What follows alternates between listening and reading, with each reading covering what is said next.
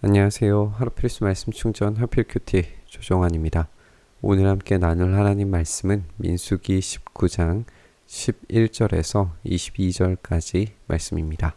어느 누구의 주검이든 사람의 주검에 몸이 닿은 사람은 이랫동안 부정해집니다.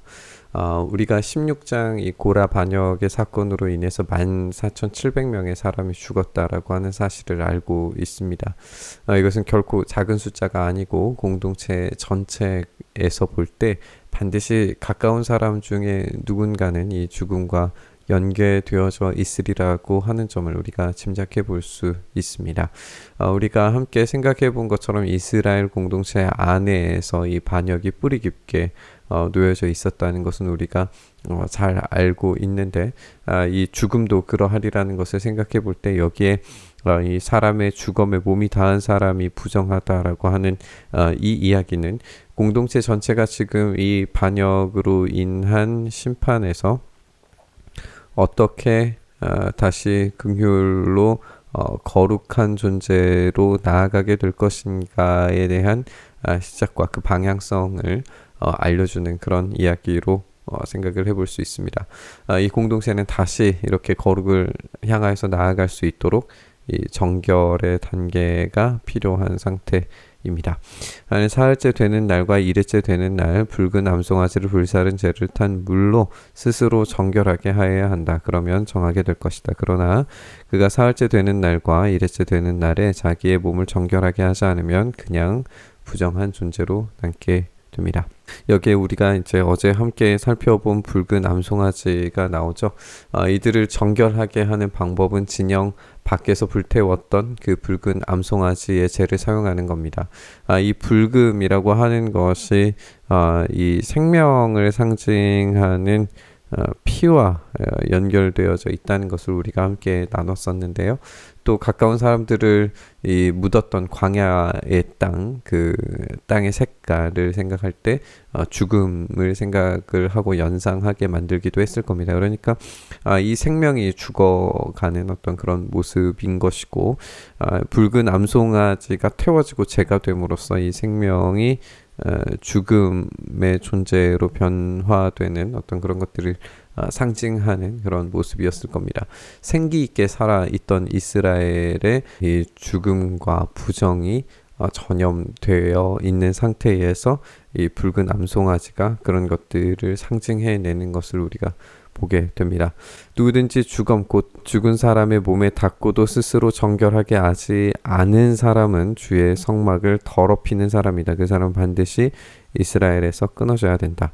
지금 부정한 상태에서 부정을 정결하게 만들고 정결하게 만들었을 때의 거룩을 향해서 나아갈 수 있게 되는 것인데, 부정을 부정 그 자체로 두고 정결로 가지 않으려고 하는 이 반대의 모습은 반드시 추방이고, 광야에서의 추방은 곧 죽음을 맞이할 수밖에 없습니다.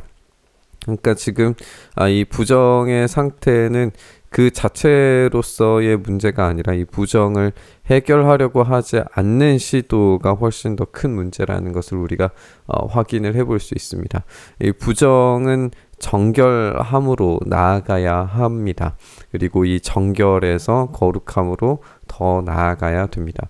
부정이 거룩에 곧바로 닿게 되었을 때에 반드시 죽음을 우리가 기억을 해보면 이 부정을 해결하지 않음도 죽음에 연결되어져 있는 것을 우리가 보게 돼요. 반드시 이 정결을 통과해서 거룩함으로 나아가야 하고 부정은 해결되어야 됩니다. 정결하게 하는 그 물을 그 몸에 뿌리지 아니하여서 자신의 부정을 씻지 않기 때문에 이 부정이 그에게 남아있기 때문에 이 사람은 죽을 수밖에 없습니다. 다음은 장막에서 사람이 죽을 때 지켜야 할 법인데, 장막 안으로 들어가는 사람이나 그 장막 안에 있는 사람은 모두 이랫동안 부정해집니다. 어떤 그릇이든지 그 위에 뚜껑을 열어놓고 덮지 아니한 그릇들도 부정하게 됩니다. 들판에 있다가 칼에 맞은 죽은 사람이나 그냥 죽은 사람이나 그 죽은 사람의 뼈나 아니면 그 무덤에라도 몸이 닿은 사람은 누구나 이랫동안 부정하게 됩니다. 이 죽음과 관련되어져 있는 부정은 매우 빠르게 전염되어서 사람들 그 주변으로 이 부정함이 만연해지는 것을 우리가 보게 됩니다. 지금 이 10,000명이 넘는 사람들의 죽음의 사건 이후에 이 본문이 등장하고 있기 때문에 이들의 부정함이 이 공동체 안에 얼마나 만연하게 퍼져 있는지를 우리가 생각을 해볼 수 있습니다. 그렇게 부정하게 되었을 때에는 붉은 암송아지를 불사른 재를 그릇에 떠다가 거기에 생수를 부어서 죄를 씻는 물을 만듭니다. 이렇게 한 다음에 정한 사람이 우슬초를 가지고 와서 그것으로 이 물을 찍어서 장막 위에와 모든 기구 위에와 거기에 있는 사람들 위에와 뼈나 살해당한 자나 죽은 자나 무덤에 몸이 닿은 사람 위에 뿌립니다. 정한 사람이 사흘째 되는 날과 일회째 되는 날에 부정한 사람에게 이 잿물을 뿌려줍니다. 그러면 일회째 되는 날 부정을 탄 그 사람은 정하게 됩니다. 그는 옷을 빨고 물로 몸을 씻습니다. 저녁 때가 되면 그는 정하게 됩니다. 이렇게 정하게 되는 어떤 과정들을 우리가 확인을 하게 되죠. 부정은 정결하게 될 수 있는 가능성을 가지고 있습니다. 그렇기 때문에 이 사람은 부정을 당했다고 해서 그것으로 끝이 아니라 이 정결하게 될 그 가능성을 가지고 정결함을 나아가기 위해서 노력하고 애써야 돼요. 이것을 포기하는 순간 곧바로 이제 사망이 연결되어지는 것을 우리가 보게 됩니다. 부정을 탄 사람이 그 부정을 씻어내지 아니하면 총회에서 제명되는 죽음이 기다리고 있습니다. 정결하게 하는 물을 그 위에 뿌리지 아니하여서 그 더러움을 씻지 못하면 주의 성소를 더럽히는 것이기 때문입니다. 이것은 그들이 언제까지나 지켜야 할 율례이고 정결하게 하는 물을 뿌린 사람도 자기의 옷을 빨아야 됩니다. 정결하게 하는 물에 몸이 닿아도 그는 저녁까지 부정해집니다. 부정한 사람이 닿은 것은 무엇이든지 부정해지고 그것에 몸이 닿은 사람도 저녁 때까지 부정해집니다. 우리가 살펴보는 것처럼 이 부정 자체가 문제가 아니라 부정을 해결하려고 하지 않는 것이 문제라는 것을 우리가 좀 인식해 봐야 해요. 이 부정은 가능성의 영역에 놓여져 있습니다. 정결함으로 거룩을 향해 나아갈 것인지 아니면 부정을 해결하지 않으므로 추방과 죽음에 놓일 것인지 이 가능성의 영역에서 이 부정한 사람은 반드시 이 정결함으로 나아가려고 하는 노력이 필요하다는 것을 오늘 본문을 통해서 확인을 해볼 수 있습니다. 가능성의 영역에서 그는 추방되고 죽을 수 있는 존재이기도 하고 정결함으로 거룩하게 될 존재이기도 합니다.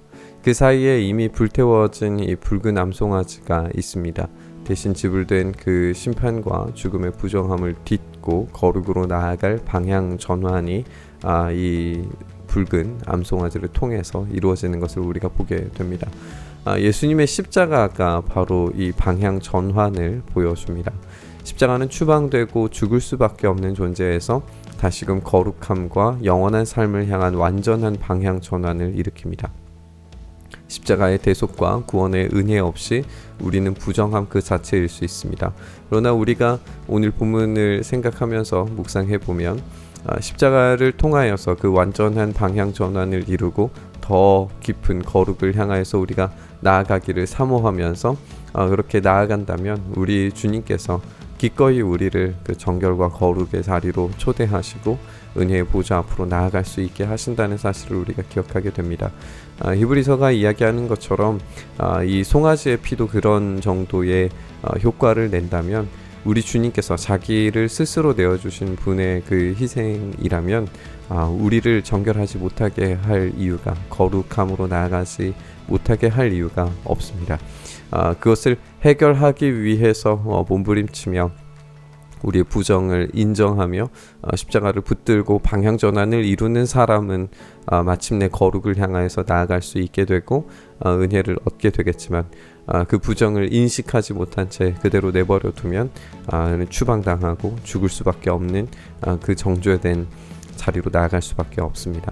우리가 이 말씀 묵상하면서 이 용서의 가능성의 자리, 참된 회복의 가능성의 자리에서 이 십자가를 온전히 붙들고 온전히 그 은혜의 자리 안에서 하나님의 영광, 하나님의 은혜의 자리로 나아갈 수 있게 해달라고 이렇게 기도하시면서 묵상의 자리로 나아갔으면 좋겠습니다. 주님, 그렇습니다. 우리는 이 가능성의 영역에서 정결함과 거룩함을 선택하여서 우리를 변화시키시는, 우리를 회복시키시는 주님의 은혜를 온전히 누릴 수 있기를 소망합니다.